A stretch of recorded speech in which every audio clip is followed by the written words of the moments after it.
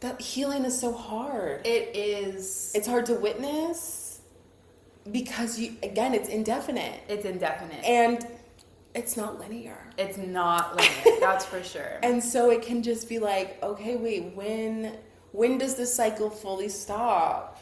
I don't know if it might ever stops. Yeah. It might not. Sup fam, we're the Cosmic Healing Sisters. I'm Kay Darling. And I'm Erica Joy. We're community healing justice practitioners offering up holistic peer support. And now hot takes. With the very first season of our podcast, We'll be talking about healing, cosmically and otherwise. the cosmos, literally and spiritually. And sisterhood, because we're in this shit together. Sometimes serious, oftentimes silly. Always towards holistic liberation. To hang out with us in more ways than one, check out the link in our description. And let us know what you think. Okay. Hey, y'all. Hey. Hey, sis. Hey, sis. How's it going? How are you feeling? No. I mean, I'm... Okay. Oh, I don't know. I'm actually feeling really good today. I'm feeling That's really good good today, but have just been having, many conversations with my body this past week. Girl, say that. Because it was in all sorts of flare-ups, tightenings, aching, period stuff, but then, and it's like, okay, they say you have this week, right? Yeah. It's a week. Oh, no, it's not a week. But, sometimes I feel like if I'm done bleeding, the period week is done. Oh, yes. Because, I'll stop bleeding day, 4-ish. Yeah. Maybe 5. Yeah. And then I'm like, okay, period's done. I get shorter than a week. And it's no, it's there's still going to be other things. Okay. I thought you were more so alluding to the fact that, it's just the period week. That's, Bad. a doozy. No. But no, it's Of course not. We have the luteal. The luteal. But I feel luteal, like this cycle, my luteal wasn't so bad. Yeah. And then it tacked it on to the end. Got you. You know what I mean? And I, talk to you about this because I think physically you have a more intense menstrual cycle, and emotionally I have it more intense. Yeah. But it results in the same kind of thing. And I think in general, that's how we kind of work, where it's I get emotionally shut down. Yeah. And so that shuts down my body to some degree because there's no motivation to get up. Yeah. And I physically shut down. Yeah. And then emotionally, that is, of course, I get affected to varying degrees. And it helps when I have my weed. Yeah. Which has been hard to come by in these parts. Yeah. Unfortunately. But that's what I use to make, because then I'm just like, okay, it's just me and my body. We got to figure this out together. I'm much more, it doesn't even necessarily always dull the pain, but eases my conversation with my body. Yeah. Because pain is just a conversation. It's just a conversation, I feel. Yeah. Especially, and it's not speaking one language. You know what I mean? Yeah. Different parts of my body are asking for different things, or speaking to different things, holding different things, and so that's really what I've been working through. But today I'm feeling pretty okay. I think I'm over the hump. Nice. I had a false over the hump. I thought I was done, and then that headache started creeping back in. But now I think I'm good. Good. Yeah. How are you feeling? I am doing all right. I've been getting more sleep the past couple nights, which will do wonders. Yes. It will do. I be telling people, no, truly, in my sessions, I am so consistently I don't think you understand. You need more sleep. People are like, well, why am I acting like this? And I'm like, you are getting 5 hours of sleep, my love. But also, it's not always a choice. For me, it's often not a choice. It might seem outwardly like a choice because it's I was reading, but it's the reading wasn't necessarily the thing that was keeping me up. It was just the thing that I was doing because I was up. That makes sense. That makes sense. There are times. Yes, of course. Where it is a choice. Yes. And I will. And that's where it's when it is a choice, I feel take that time to sleep because that there will be days when it's not a choice. Yeah. Yeah, but it's hard. It's hard to think exactly like that sometimes. I get you. You've got this Aries moon. You're not thinking ahead. The Aries moon and the ADHD. Yeah, well, the Aries moon, ADHD is it's a very vibe. We're friends. Yeah. So, no, for sure. So, yeah. But no, but I've also been crying a lot. Yeah. The last day or so, not so much, which has been, I don't know, it's like one of those things where I also like crying because it does feel like a release, you know, and it feels like, oh, I have all this pent up emotion that is finally kind of like being externalized. Catharsis. It is. That's what I hear. Yeah. But I also think, honestly, when I think back to the times when I've cried, the handful of times, it doesn't feel the way that people describe it to me. And I think that's part of why my body is like, this is not going to help in the way that it might help other people. Like, it gives me a headache. Yeah. And it doesn't, I'm done. I feel worse after. I don't feel freer. Well, also, but how often have you cried and been well hydrated at the same time? Well, I mean, I'm pretty hydrated. Now you are. Yeah. But before you weren't. Before. in the old before. There before. The old there before. Erica loves that song, y'all. I really do. But yeah, I wasn't as hydrated then back. To the extent that your body needed. Like you may have, to other people maybe, comparatively. Maybe. I don't know. These kids in their water bottles. Oh my gosh, these gallon water bottles. So that's not me. Like, I try. But good for you, but damn. But we gotta be hydrated. It's the fascia. It's the fascia. And, we'll come back to that one because I'm learning a lot about the fascia. And oh, gosh. I think it's the key to everything. Yeah. So. Do you feel like, because, we're talking about relational healing today. Mm-hmm. Do you feel like when you've cried, I feel like I know a couple times it's definitely been due to other people. Like, because of a relationship. Or, like, something that's happened within relationship. Yes. No. Well, what are you thinking of? I'm thinking of the last romantic relationship you've been in. Oh, that was the last time I think you fully I had cried. like a big old cry. Yeah. Which I think was more so, it was like triggering like abandonment wounds. I think it was triggering deeper wounds. Mm-hmm. It was more about like a destabilization. Yeah. Which I don't know. Is that what most people are crying about relationally? Like it was more like, whoa, what the fuck just happened? Yeah. Rather than like, but I care about you so much. Yeah. That's not what I feel like the last time I recently cried about a relationship dynamic that was like shifting. And I do kind of feel like to some degree it was like that change. Yeah. That was more the spark. When things are jarring. When things are like, and they're unexpected. You feel like you don't jarring. have control. Yeah. Let's think of more. So, and you're just like, whoa. What's happening? Yeah. And I think because of the way it was for me, it wasn't a way where it was like, oh, it's not just shifting, but shifting in a way where I'm like, I don't think, I might not be as close to this person as I was before. Okay. And that was sad to me. Yeah. And it was just like, oh, but no, like, you are, like, I do want you to be a close person in my life. Okay, so that care was a big part of it. Because it's like you cared. It's not just the fact of this is shifting. Yeah. But it's shifting and I care about you. Which, to some degree, I don't know how much. Yeah. That was my last situation. It was a very short romantic thing. Just not. It's not like I'm just, like, not caring about my partners. No. But it was just a really, like, it's like, something that was just becoming a thing and then wasn't, which is, it was very much for the best. Yeah. How it happened. And I think, so, yeah.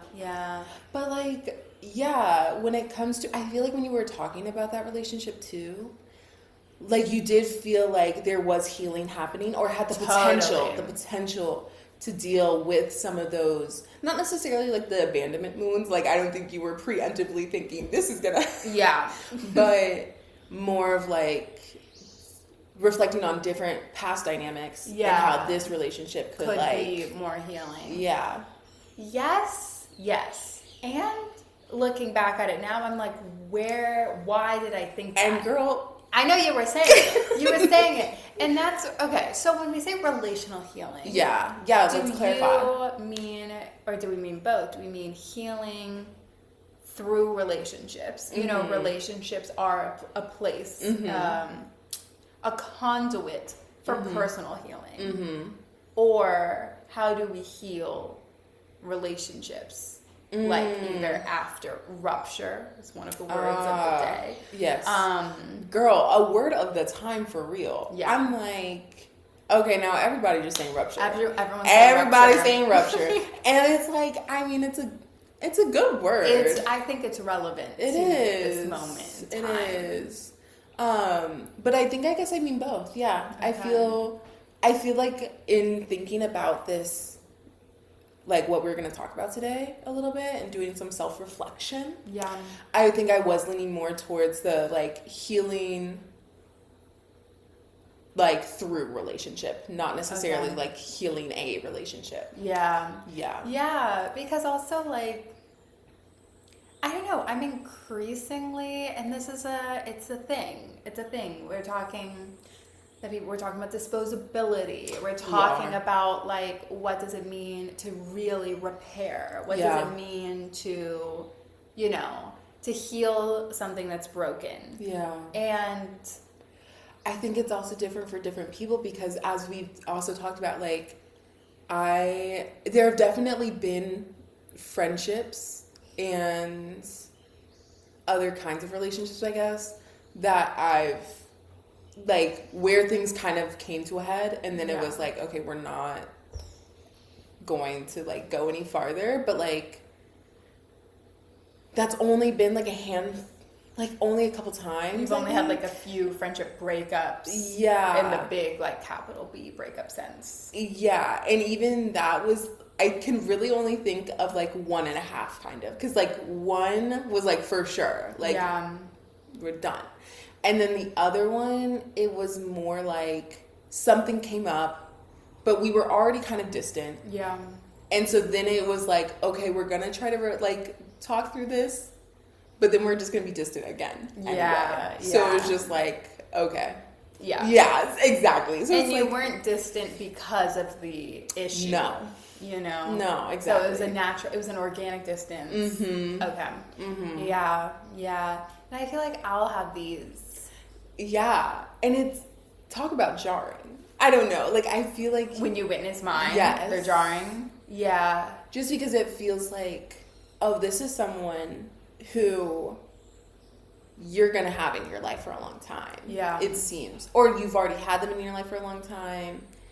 And then not all of a sudden, but it kind of does. It's just like, whoa, wait, what happened? And I guess that's how I felt with my own, where it's just like, oh, wait. What? Yeah. And it's sad. It is sad. It is sad. And it is sad. It's sad. But like, okay. It's also, okay, what? No, sorry. I'm sorry. No, I just have ideas. Go. Well, I guess because I've been talking about this. I am also of the mind that like we're in each other's lives for like things are destined to some degree. And so it was like, okay, like you were in my life for this time. Yeah. And not to be like, oh, like you only need to be here I don't need you anymore. Yeah, but more just like, okay, that's what you were meant to, like you were that's meant what we were meant to be for each other, you know? And that's where it's Thank you for that we. Because the reason why I don't feel like it's that sort of disposable, I be giving in my relationships. Mm-hmm. You know, I be showing up. Mm-hmm. My relationships are not something where I am just like receiving and I give nothing and now I'm like, okay, I've used you, goodbye. No. Like I be so it's like when it feels very much like a our time together has come to a pass, and why it feels sometimes so necessary is because when I'm so close to people, I give a lot and I like take a like existential responsibility for them, you know, and so it's not something that I can just let linger. No. That like deep responsibility I feel, and that what we've gone through together, And then I can see retrospectively what you're naming of like, this is where our paths intersected and why. Yeah. And if it's not meant to go forward, it's not meant to go forward. And I don't feel I call that prematurely. Mm-mm. It's definitely something that it may seem jarring outwardly, but it's something that I definitely like take into consideration for a long period of time before, you know, coming to any sort of conclusion. Yeah. And things start coming together. And that's where it's like Cancer Mars, to bring in the astro of it all. Yes. As you, like Cancer Mars, I, like, things will happen that I don't get angry about, or that I, like, I don't necessarily let slide, but have grace for. Mm-hmm. You know, things will happen where I'm like, okay, that's how that happened. And this is the role that this person played in it. Mm-hmm. Okay. Interesting. And then like months, years will go by and it'll like hit me all of a sudden like, absolutely not. Absolutely not. Can this continue from that happening? Mm-hmm. You know? And that can be jarring for someone else. Yeah. But it's not jarring for me. You know? Yeah. Yeah. But then it's like one of those things where then it's like, why not mention, if you have grace for it, even if you always mention it. Even the things that you have grace for. Yeah, totally. Okay. I think about this time. Yeah. It was my 18th birthday. Okay. 18th birthday. Set the scene. Yes. Friends, you know, from like elementary school growing up. Yes. We're in our little party era, you know, and we like, what are we doing? We have very little standards for how we're spending our time because we're 18. Yeah. You know? And so we're like, what party is happening? This guy's friend is having a party. Yeah. We're all gonna go. Mm-hmm. We're all gonna pile into various cars and get there in the middle of nowhere. You know, like fun. McClellanville. You know, like we're in like the woods. Yes. In this guy's home, and like it's my birthday. Yeah. And like it's my mind birthday. you, it's my birthday. So we're drunk. We're all like just flailing around, you know, and somehow everybody leaves without me. What? Yeah. No. What? Yeah, exactly. It's giving The Walking Dead. I'm Angela. Andrea. Sorry. We're watching The Walking Dead. And yeah, Andrea gets left. And it's me. But like, in the, you know, people are like, imagine if at least 2 people thoughtfully left you behind. You know? They were like, no. Like, I'm getting in this car and I'm going. One girl got into a car with a boy who had just called me the N-word to my face. And I was like, okay, I'm not getting in the car with him. And she's like, well, I'm getting in the car with them. You know? And I'm like, okay, well, that's ridiculous. You know, people are getting into driving and stuff. And I'm just, so I'm alone. Oh my gosh. At this house. Oh my gosh. This is pre-Uber. Pre-Uber. So I'm in the woods by myself. And those were my lifelong friends, you know? So, and I had to stay awake all night because this man was like trying to who with me. Yeah. And I was like, no. So I just had to stay up. Oh my gosh. And just like watch him. Whoa. So that's what happened. So yeah. So like that's one of those things where it's like I told my friends after, I was like, that wasn't okay. We had a little convo. I remember we met up at like Kudu Coffee. You remember Kudu Coffee? Yeah. And I was like, girl, what the hell? You know, talking, having one-on-ones. Mm-hmm. Nothing. We talked about it. Yeah. But after a few years, I'm just like, that's not my friend. Not okay. That's not okay. At all. Exactly. Like at all. So at the time, it's like, oh, we can talk about this. Maybe, you know, things just happened. But like, it'll I don't even know he had grace for it in the first place. Exactly. Exactly. So that's where it's like, it's not jarring to me. Yeah. And it doesn't feel to me like I'm doing some sort of like messed up move. No. You know? It's just like, no, this is actually really settled in. I have more self-respect that comes with age. Yeah. I have more of an analysis of like what I should and should not tolerate from others. and an understanding of like the type of love I want in my life, the type of friendship I want in my life. And from the other side of it, like, I do think, I was actually thinking of a situation the other day of just like when I've done things that I'm not proud of, and I wasn't proud of at the time, and you know, I expressed like, oh, I'm sorry I did this, I wasn't thinking correct, like I didn't do things that I wish, like, even at the time I wish I hadn't done it like that or something like that, you know, and then just like being hit with it again, not in a way of like, oh, I'm staying up all night kind of way, but just like, oh wait, like, this is not who I want to be. No. My actions define who I am. Yes. Yeah.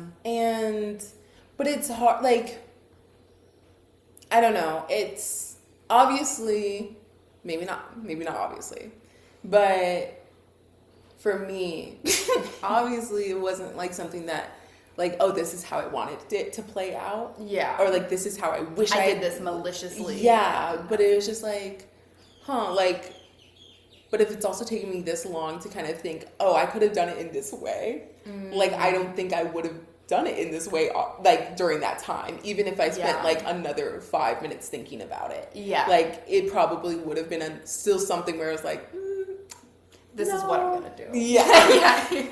So. Yeah. And it's like, again, or multiple things. One situation, especially from a long-term friendship, rarely will be like the only thing, you know. It's like, whoa, this is a big glaring example of many different things that have happened throughout life. Sorry. Yeah. So do you think though, like, if someone came to you before, like, that was messed up, and is like, I cannot believe that happened, like, I'm so sad and scared for you, yeah, totally. Yeah. That's not how my friendships really operated at that time. No. We were not really those people. Yeah. You know? And I think it just shows, though, about, like, how you show up in relationships reflects your own personal healing journey. Yeah. Because, like, realizing I don't want to be in a friendship where that sort of, where we treat each other like that, and we're kind of just like, that's what happens on a night out, you know? And it's just like, no, I have higher expectations for myself and for the people I'm in a relationship with moving forward. And that's healing. That is a healing process, I think. Right? No, it is. Like, we can really only show up for others, like, and in at least the same ballpark as how we show up for ourselves, I feel. Yeah. Do you disagree? I kind of do. And I feel like we've kind of been in the opposite position in the past, where, because you know how, like, RuPaul says that. You can't, what is it? I don't know what it is. Yeah, it's like, you have to, like, love yourself before you can love somebody else, kind of But idea. say it like you would say it. But do it. I haven't watched in so long. Oh my god. I know, I was just thinking about this, and I was like, you miss him? I do and I don't. Because, you know, he's not a good person. He'd be fracking. No, like, and he's fat phobic. Yeah. And he's like a billionaire, isn't he? Yeah, probably. If not close to it, I would assume. Yeah. At this point. But yeah, so anyway, I feel like someone else. So let's make it clear. What is it? You can't love someone else if you don't love yourself, essentially. And I feel like I've been like, and you've been like, well, no, like, you can, I think you can love. Maybe not well. Maybe, I get you. You know? Yeah, I get you. But I think, because I was actually just having a conversation with a friend, and, like, how they will show up. Because I'm like, oh, like, why don't you share your thoughts, even if you're just still processing? Yeah. Like, what is holding you back from, like, sharing that processing method, or, like, processing with others? And they were, like, talking a bit about, like, in, like, conversation wanting to, like, in a group conversation, like, affirming others because, like, they don't know if others will be affirmed, if the person will be affirmed, and, like, they want to affirm other people and they're sharing. Okay, this is getting convoluted. Basically, the fact, like, just showing care to others that you wouldn't necessarily show the same care to yourself of feeling like, oh, I can affirm you in sharing this thing, but I can't even like share what I want to because I don't know, like either there's not that self-affirmation or I'm not sure other people will affirm me. Yes. And so... And it's really giving. Did you have a conclusion that you wanted? You said, and so, I didn't know if that was like a... Oh, that was, and so going back to the idea of like being in that ballpark, like I do think there are many people who will show a type of love. But like, so, okay, so for one, it feels like the difference between a moon and a Venus. You know, a Venus of like what you're, like how you want to show care to others versus like your internal processing. Personally, my moon and Venus are sextile to one another. So they're like they're working together. You know, they're working closely together in synergy. Yeah. And so maybe that's also where I'm like, they will bleed into one another because mine are in such close conversation. Got you. But I could see someone having like this really loving Venus in this like really cold inner life, you know? Whoa. Like cold. That could happen. Yeah. You know, where it's just like you're not thinking lovey things and you're not like, ooh, like how can I take care of myself today or anything, but you're very much thinking about that with other people. Yeah. That could totally be a thing. But it's like love, it's that question of like, what is it? You know? What is love? What is it? Baby, don't hurt me. And I do think it shows up in relationships, especially when you're really close to someone. Like, I've been in love with people who, like, didn't love themselves. Yeah. And they find it really unpleasant. They find it unpleasant? I find it unpleasant. No, okay, yeah, it's same. disconcerting. It is. And a lot of the time is spent trying to get that person to love themselves. Yeah. And that's really, you can only, I can only do that for so long. Yeah. And I think I've found that I can only do it in certain capacities. Okay. I don't know what that was. That was so close. Yeah. No, that was giving your zombie. We're watching The Walking Dead. Every time I think a zombie is gonna come out, I'm like, that's what they do. You say you wouldn't want to be an extra in the show, but I don't know. I think.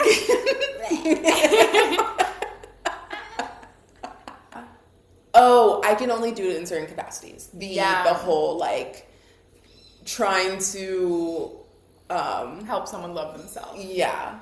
From a friend. Because then it's like, I was realizing this about myself, and this is part of my relational healing. Of like, I already knew I'm a relatively impatient person. Or, I don't know. I feel like I'm relatively patient. But we're using the word relatively, so, you know. So both can be true. That's the beauty of relativity.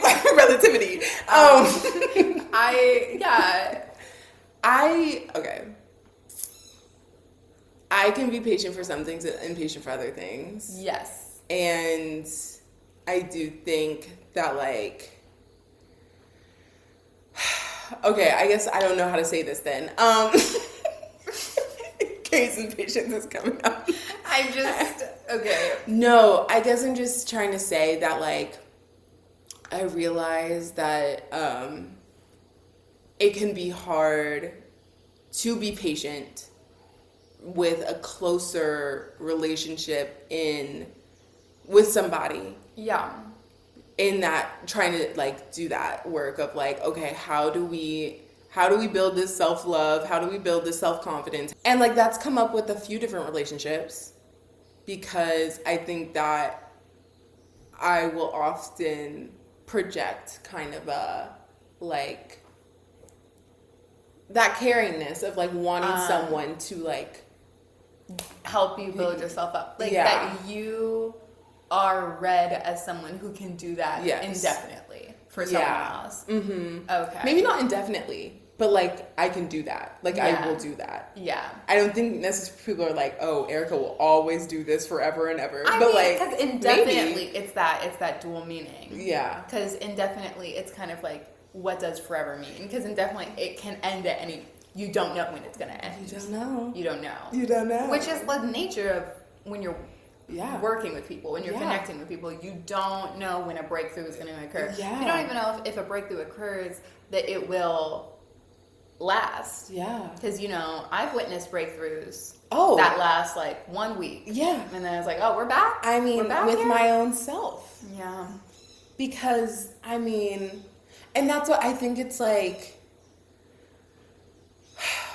that healing is so hard. It is. It's hard to witness because it's indefinite. It's indefinite. And it's not linear. It's not linear, that's for sure. And so it can just be like, okay, wait, when does this cycle fully stop?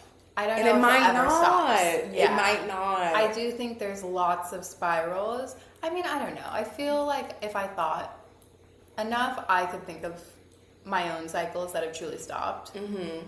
If I'm honest. Mm-hmm. But I do think, as I think I mentioned before, I do feel that Chiron is like the true ruler of Virgo. True. I do think, therefore, like Virgo placements are meant to like really like close loops in a sense, and in a sense, mutable signs generally. And I'm not mutable. You have no mutability. Yeah. But I do think mutable signs are meant to like, tie those ends. Wow. And experience what that is and feels like in order to help teach others how to tap into that in themselves. Yeah.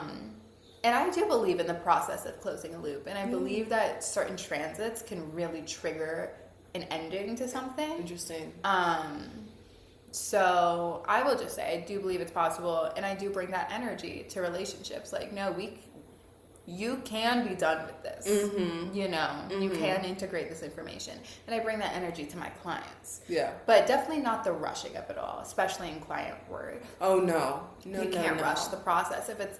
And I find that people will bring their impatience with themselves to me and be like, "Why am I still not over this?" and stuff, and it's like. You just have to accept that you're not, and we just have to keep meeting yourself where you are. Like, it's really the only way forward. Yeah. And I think that's something that's like why I was like, I want to work on that. My own, like, need, like, it's, because I think maybe some people would say it's control. Some people would say, but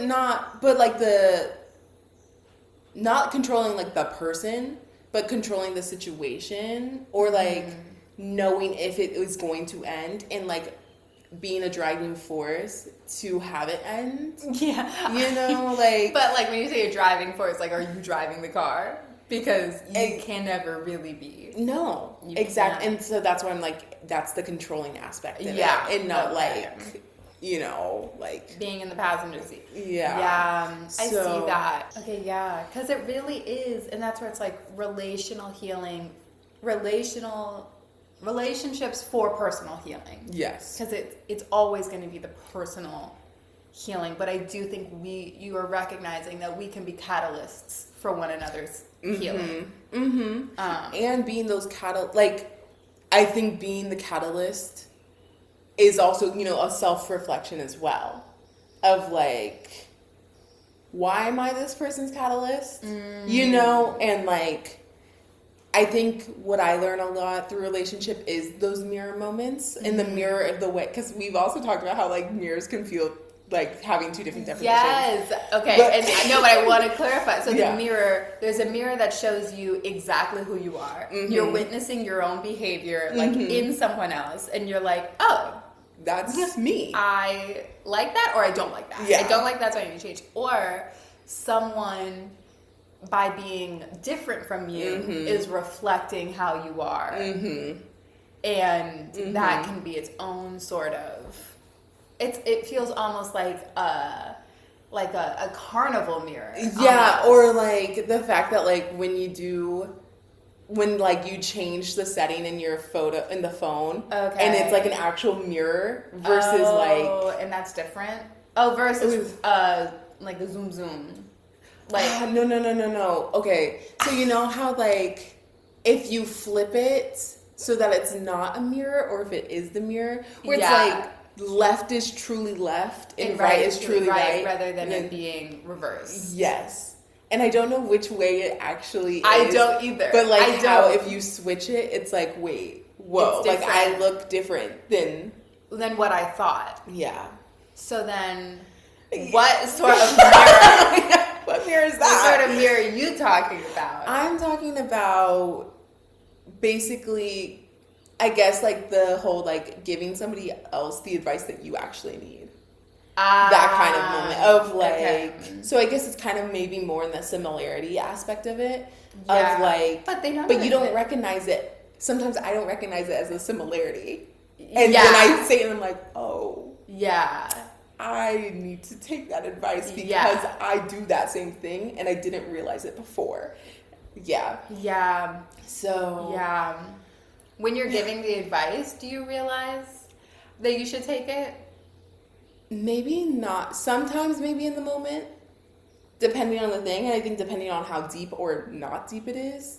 And then sometimes it's like a few days, maybe a few weeks later, I'm like, oh, that's me. That was for me. Yeah. I often see that when I like on like the TikTok tarot readers, I'm just always like, do you ever consider that you're just reading for yourself, like on camera? Like you're like, I'm talking to this collective. I'm talking to you. It's like, babe, you're talking to yourself. You're talking to you. That's okay. Like, talk to yourself. And I'm sure it relates to someone. Exactly. Yeah, many people. But yeah. And I think that, of course, like astrology reading can be that sort of mirror, and it gives us a mirror of a chart. Yeah. As the mirror rather than the other person, rather than like just being the mirror. And so then it can depersonalize it a little bit? No. I think the opposite. I think help ensure that it's deeply personal rather than just a filtered sort of. So when you're meeting just like a therapist. Yeah. You rarely even know. You don't know what's gone on in that person's life. Yeah. You don't know what their lessons are. No. You don't know, like, what they think, like, universal truths and what matters and all of that. You don't know what that is, but it is, of course, deeply impacting how they show up for you, if they show up for you at all. Because I think a lot of therapy is just, the therapist isn't really saying anything. Yeah. And you have to be your own mirror. Or they simply are meant to be a mirror. Yes. And nothing else. Which I feel sometimes. Yeah. Which I don't know. I feel like, And so the chart provides a true mirror of like, let's look at you together and piece it together. Juntos. So you're saying, because you're talking about being in this parallel, like being in the therapist position. So you talk about your own chart or like how your chart is. No, well, I do sometimes. Yeah. Very rarely though. But it's like we are talking about the client. I'm talking about the client's chart and the client is talking about their chart. The chart is their mirror. Not you. The client and the chart, exactly. I get what you mean. So it's kind of like a three-way mirror that's going on, you know? Yeah. And it's more like, here's you, here's your mirror, and I'm here providing an outside perspective of how this is playing out. Okay. That conversation. Between you and your own chart. Which is like you and your like deepest truths, I feel. Yeah. And patterns and habits and motivations and destinies, challenges, inner struggles, all in the chart. All in the chart. It's all in the chart. It's all in the chart. So then it's like sometimes Ashley's No, I think you should keep it. Oh, okay. So yeah, you can look at energy. like outside of your own self.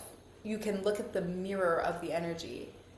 So I think the best, or clear, this happens actually a lot. Like Libra and Scorpio, I think almost most often are people able to be like, and maybe because Scorpio's just sidereal Libra, and it's that mirror energy where you're like, oh, okay, I can now see like how this is playing out, and you can see the energy and you can almost judge the energy without necessarily judging yourself. So in that way, it depersonalizes. Okay. You'd be like, this like Scorpio energy is like playing out in this really controlling way. Yeah. And it's not like just me, but it's this energy that I have in me. Okay. So, you know what I mean? I am slightly confused, I think. So you're like, people with Libran and Scorpion energy are able to do that work more often. Or I'm just more saying easily? I see it more often. Okay. I see it more often in my own readings. That work of like seeing behavior that they're not proud of by way of reading it through the lens of that sign. By way of reading it through that sign. Rather than just seeing it within themselves and judging it. Okay. And being like, oh, this is so Libran of me. Like that's interesting because I feel like because Scorpio has often so much shame. And but you can get stuck in shame. Yeah. So then being able to externalize it and sort of place that shame upon this external energy that exists before and beyond you. Yeah. Rather than just being like, why am I like this? Why am I doing this? What's wrong with me? It's like, no, here is an energy that, again, exists before and beyond you. Yeah. And is deeply necessary for, like, this whole thing to work. I would think the opposite. Okay, honestly. say why. What do you mean? Like, I guess maybe it's just my Ariesness, but I feel like it's my Aries that allows me to be like, oh, that's just like who I am to some degree, or like that isn't like something I'm maybe not like fully, I'm not fully the problem, but like, no, but just thinking of like, oh, it's this, I have these different energies within me.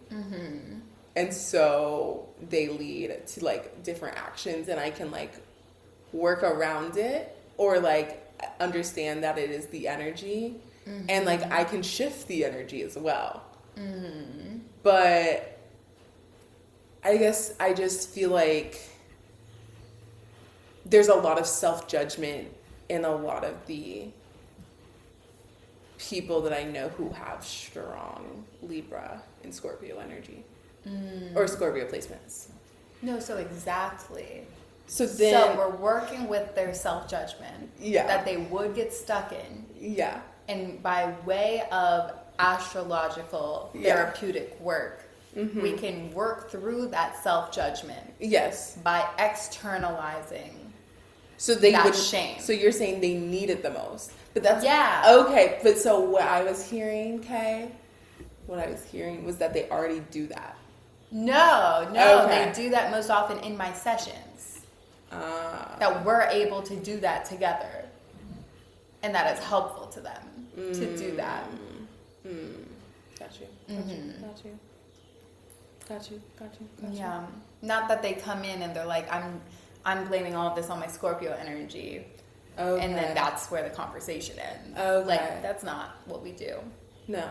It's not what we do. Well, I know that's not what you do, as in like, oh, just blame it on the Scorpio. Scorpio. Yeah. No.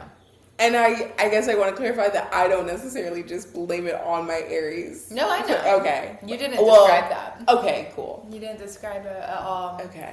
But yeah, so it's like, in this case, it's like the relationship to your chart which I really do think is like a relationship that I encourage people to like cultivate with their own chart. And I think that can be hard sometimes with the way that astrology is given to us in these little bits, like popularized, where whether it be like horoscopes, where it's just kind of about the moment, like what's going on right now, what's going on, you know, or these bits of like, oh, I have a Aries Venus, oh, I have an Aquarius moon, you know, that's not a relationship to the charts. And I think that that is a really helpful, like if anyone going to Chat GPT to talk about things, which boom, it's like talk to your chart about this, you know, what does your chart have to say about what's happening within you right now, because it has a lot to say. Personal healing, I feel like we honestly haven't even really, and this I think has happened a few times, right? Like have we really gotten to the crux, not even the depth, but even the crux. Okay, so what's the crux for you? What's the crux? What is the crux? I don't know what is it? That's the question. Honestly. No, I mean, I think relational healing is always going to be present. That's the crux. No. I think it's important. Okay. No, I think it's heal important. I think it's important. People will think I'm doing this work. Yeah. But I guess what I'll say though is, and that's why peer support is so important. Yes. Versus, I think I am hating on traditional therapy more and more over time. Okay, yeah. More and more. Because I think people will think that is it is a relational space. Because you can't be in space with another person and without it being relational. Yes. But because that person isn't actually showing up as they are at all, that therapist, you know, it's literally against the rules to show up as they are. Like fully. To have a genuine response to something. No, but even like, you're not supposed to make faces. You know, you're not supposed to. It's supposed to be a no judgment. A deeply no judgment zone. Yeah. You know? Which is why what they'll say, abusers become better abusers through therapy. Yeah. You get this one-sided narrative. I feel like you're discouraged from being like, did it really happen like that? You know, it was like you're gaslighting your person or questioning their judgment. Well, I think, but that's the thing though, because I feel like there are people, or like seen in media sometimes, where it's like, that is a good therapist, someone who's like, well, wait, let's investigate that, or like interrogate it. Yeah. And so, but you're still asking someone to interrogate it from their own viewpoint. You're asking them to give an alternate, you know? Yeah. It's not like, well, I think you're actually being XYZ. You know, especially not early on in a relationship with a client. No. And I mean, personally, I don't know how much I would do that in the first few sessions of a peer support relationship either. Yeah. But yeah. First few sessions versus first like few years of sessions also very different. Truly. But yeah, all this to say, because I will find I've had some sessions with folks who I think were really put off by the fact that I would ask, like, for, I don't know, like, follow up. Yeah. And, or even share your, like, share my thoughts, or even have leading questions. Yeah. Like, and I'm just like, I feel very much like that's how I should show up in this moment. Like, if this is what I'm claiming to help you do, which is like better understand yourself or work through challenges. We have to work through the challenges. Yes. Like, you know, you can't just come here, talk about the challenge and expect the challenge to be different from one day to the next, or even at all ever. You can't just say this is the problem and expect the problem to just like work itself out. No. You know? And I think what it is though is that, like, not to necessarily like be like, oh, yay therapy, but I mean, if you feel that way. I'm not necessarily, I think it depends, I guess. I'm not fully yay therapy, and I'm not fully like anti-therapy. She's nuanced. I have complex thoughts on it. Yeah. No, but the idea though that like in therapy you're able to work through things like kind of work through things on your own to some degree, to then process it in therapy and then show up in relationship with that processing having been done. Ideally, yes. And so I guess it's helpful for people who can't do their own processing. Or, well, maybe or just like to externalize it more, to say it out loud. To say it out loud. Or like multiple times. Like yes. There are people who love to say stuff multiple times. To everyone. Mm-hmm. And it's like I can sometimes be that person depending on I get it. And it's like different things will come up when you're talking to different people about things. Exactly. And I appreciate that, but that's the thing. Different things will come up. Yes. When you're talking to different people. Yes. And you get their thoughts. Yes. You get their questions. Yes. And I think that is a form of relational healing. Yeah. I'm relating, I'm healing all the while. Mm-hmm. And so I suppose if someone is ready to show up with it to others afterwards. But that's where it's like people who, I don't know. People who, I haven't had a therapist in a while. Yeah, honestly. because I think but I had several before. I think there are therapists I've had like 5 different therapists over the course of my life. How many therapists have you had? No, this isn't an exact. Okay. It's a genuine question. No, and I've had 2 or 3. Okay.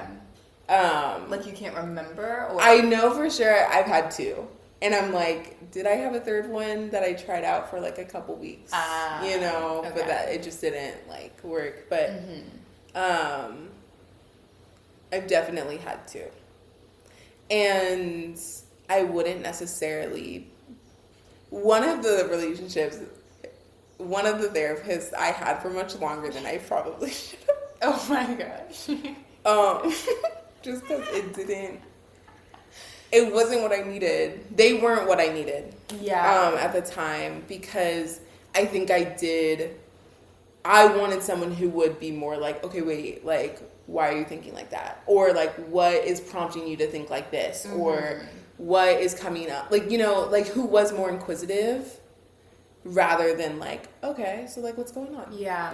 And I think I hear from friends who go to therapy and who have like had long relationships with their therapist where the therapist is like very much like, okay, well, this is what I'm thinking. Yeah. What is like happening here? Yeah. Don't you think this is related to that? Yeah. Who it's very like, no, we're gonna get into it together, which I do think is of course more helpful. Yeah.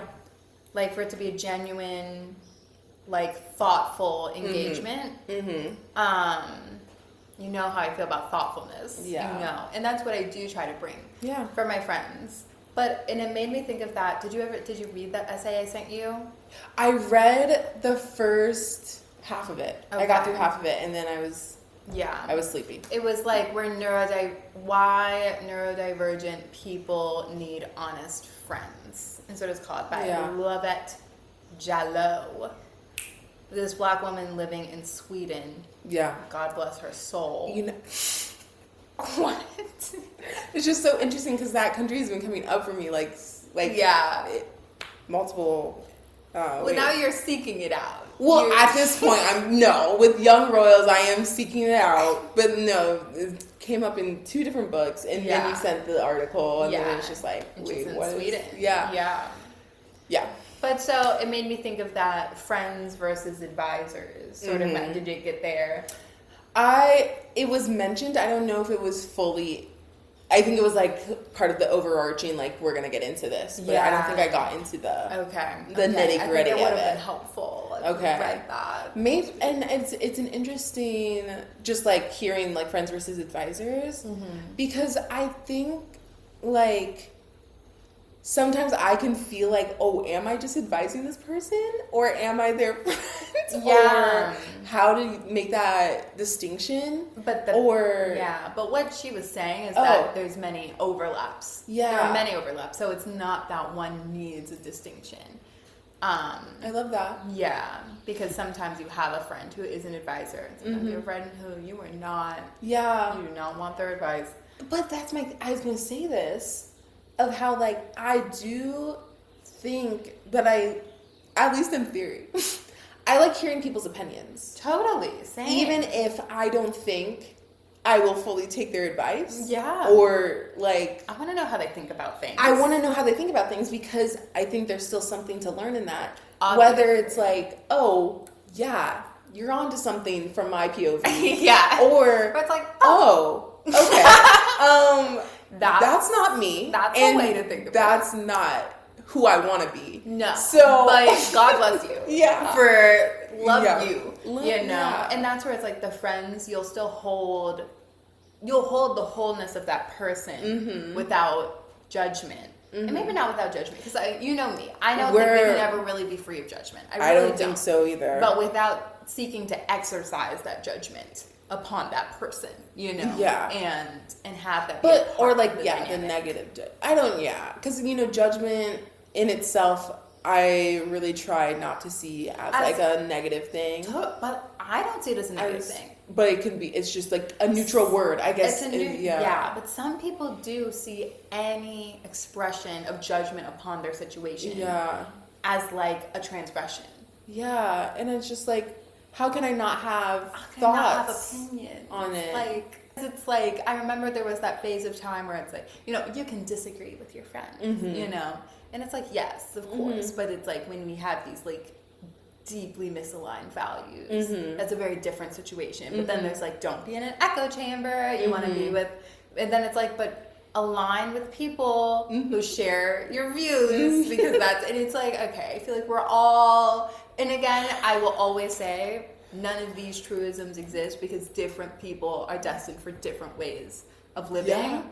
And engaging with people. Exactly. Yeah. And like what they are meant to get out of relationships and out of dynamics with people are different. Yeah. It's just not the same for everyone. It's you have your truths.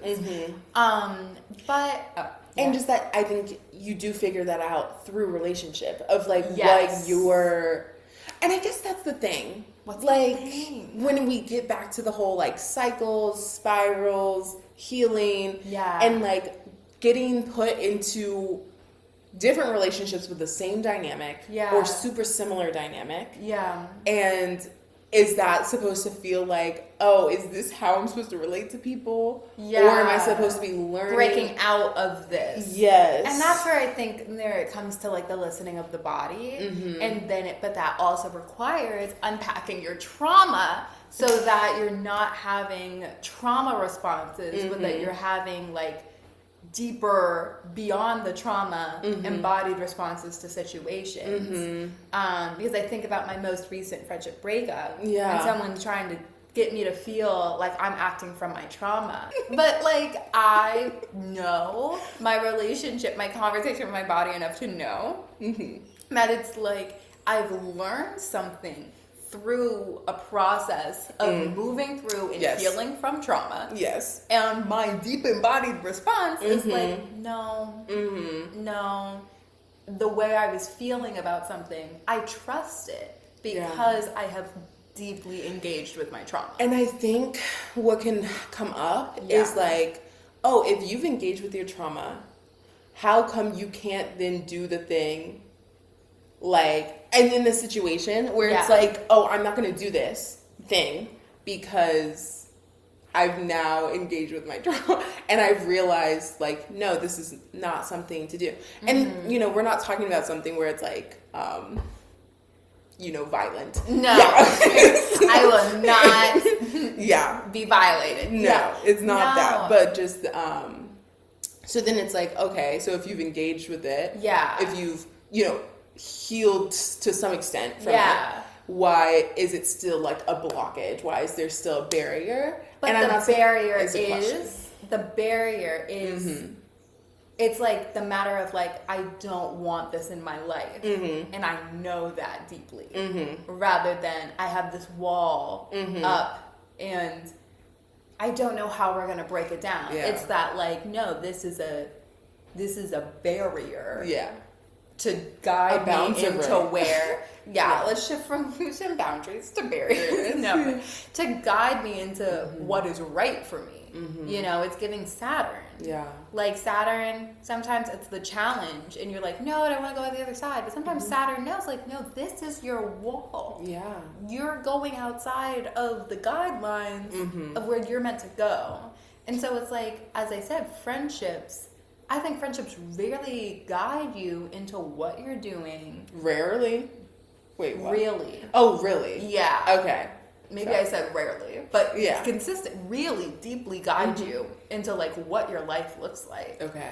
And so I'm going to be so super sure about who is a part of that guidance. Yeah. You know, I want my friends to be advisors. And so... Because you're in my life because I trust you. Exactly. So then if I don't trust you, then...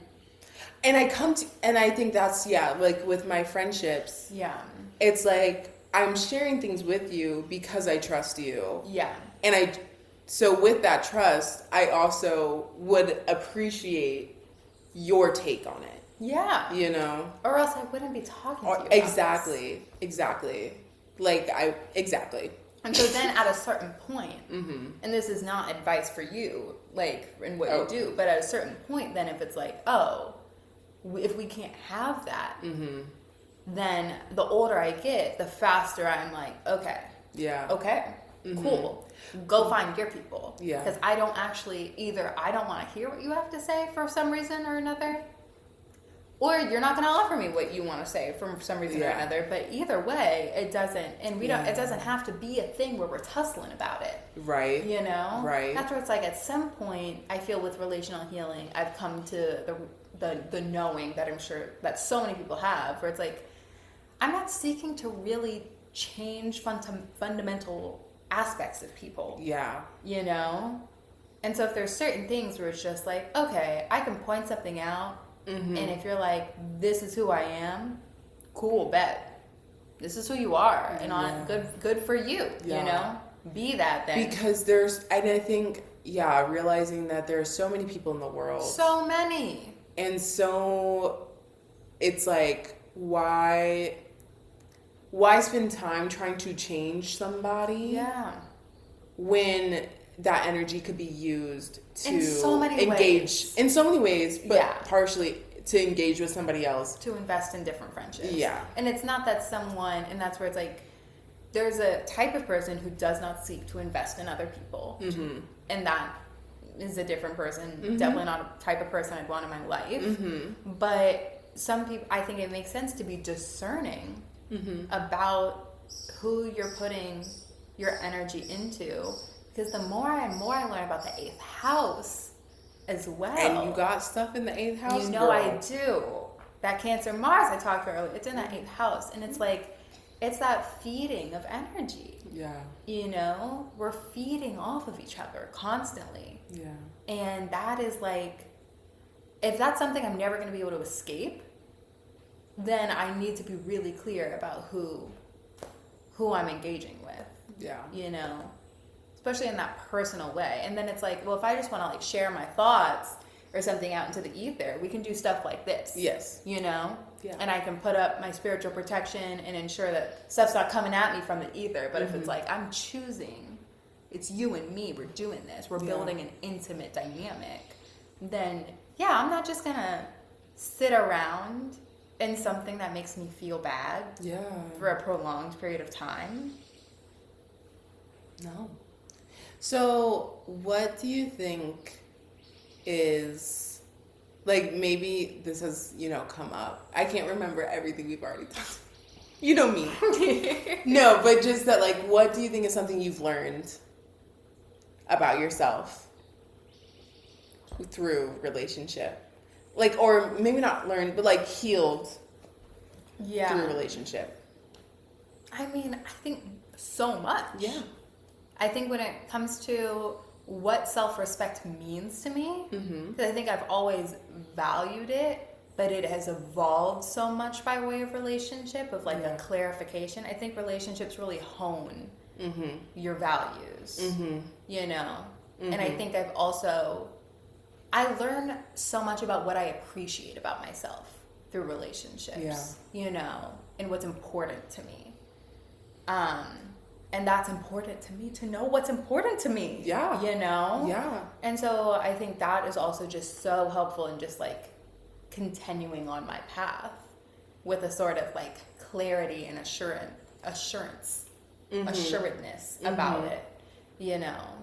And so I think I've just healed a lot in regards to like valuing myself and like, honoring my energy. Yeah. You know? Yeah. As like something that I'm going to honor like almost like most, like top 3. Top 3 of things I honor. It's my energy for sure. Same. So, yeah, what would you say? I think I relate to your answers, and so I was trying to think of something separate. Yeah. Yeah. And I feel like I think it's on the way. I'm on that path of healing that again is not linear. Never. But just in exactly. That's the feeling. I think the healing looks like Rainbow Road.